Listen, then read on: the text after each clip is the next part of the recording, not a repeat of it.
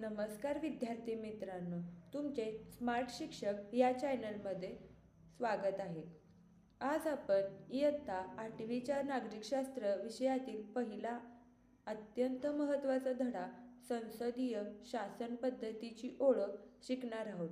संसदीय शासन म्हणजे काय, तिची रचना कशी असते आणि भारताने हीच पद्धत का स्वीकारली, हे सगळे आपण अगदी सोप्या आणि मजेदार उदाहरणांद्वारे समजून घेणार आहोत. चला तर मग सुरू करूया.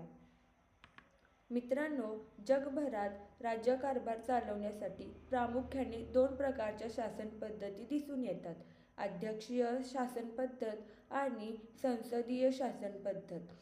अध्यक्षीय शासन पद्धतीला इंग्लिशमध्ये प्रेसिडेंटल सिस्टीम असे म्हणतात आणि संसदीय शासन पद्धतीला पार्लमेंटरी सिस्टीम असे म्हणतात. अध्यक्षीय शासन पद्धती, उदाहरणार्थ अमेरिका, यात अध्यक्ष प्रेसिडेंट हेच राज्याचे आणि कार्यकारी मंडळाचे प्रमुख असतात. संसदीय शासन पद्धती, उदाहरणार्थ भारत आणि ब्रिटन, यात पंतप्रधान आणि त्यांचे मंत्रिमंडळ हे खऱ्या अर्थाने राज्यकारभार पाहतात आणि ते संसदेला उत्तरदायी असतात.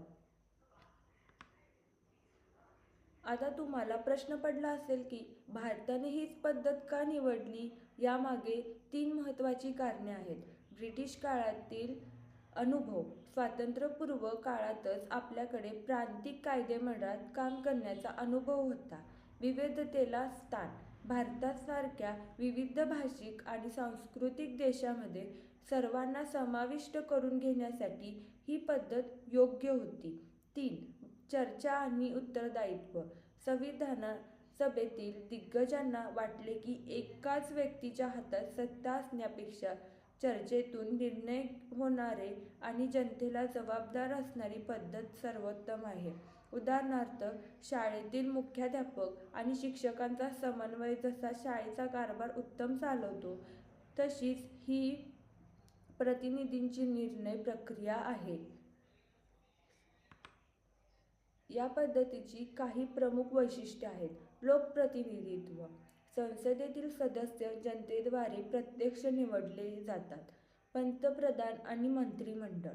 पंतप्रधान हे मुख्य कार्यकारी प्रमुख असतात आणि मंत्रिमंडळ धोरणे आखते. संसदेची जबाबदारी. मंत्रिमंडळाला आपल्या सर्व निर्णयासाठी संसदेला उत्तरे द्यावी लागतात. शक्तींचे संतुलन. कायदेमंडळ, कार्यकारी मंडळ आणि न्यायमंडळ एकमेकांवर लक्ष ठेवून संतुलन राखतात. आपल्या संसदेची 2 सभागृह आहेत, एक लोकसभा आणि दुसरे राज्यसभा.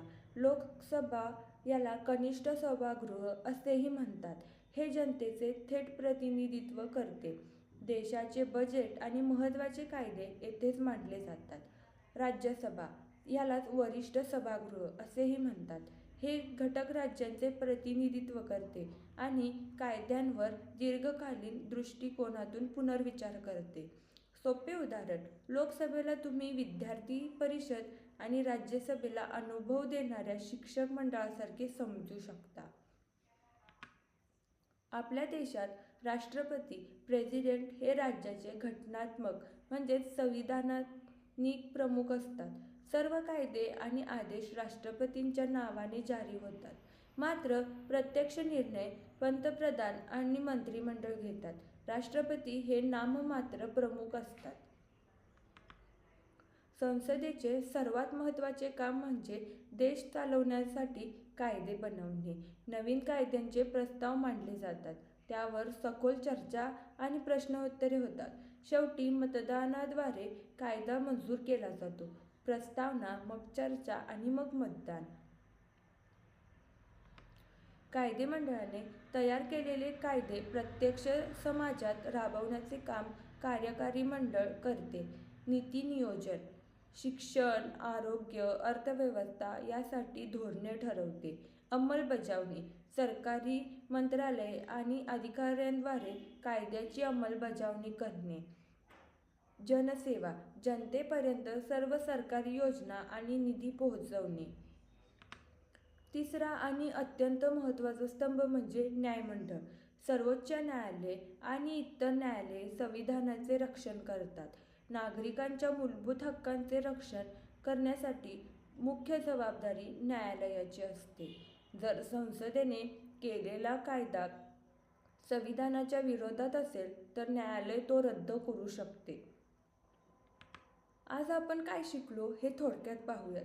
संसदीय शासन पद्धतीत पंतप्रधान हे मुख्य कार्यकारी असतात. लोकसभा व राज्यसभा मिळून कायदे करतात.